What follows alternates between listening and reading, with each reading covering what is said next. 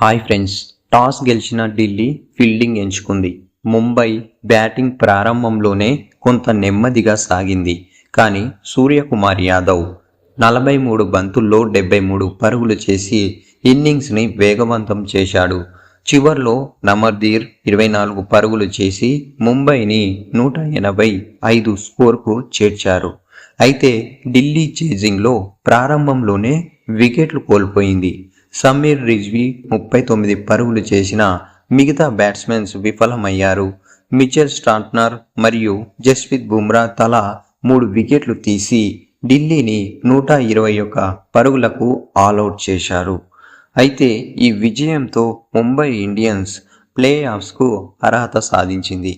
గత సీజన్లో ప్లే ఆఫ్కు చేరకపోయిన తర్వాత ఇది వారికి గొప్ప విజయంగా నిలిచింది. అయితే ప్లే ఆఫ్స్లో ముంబై ప్రదర్శన ఎలా ఉంటుందో చూడాలి. మీ అభిప్రాయం ఏంటో కింద కామెంట్లో చెప్పండి.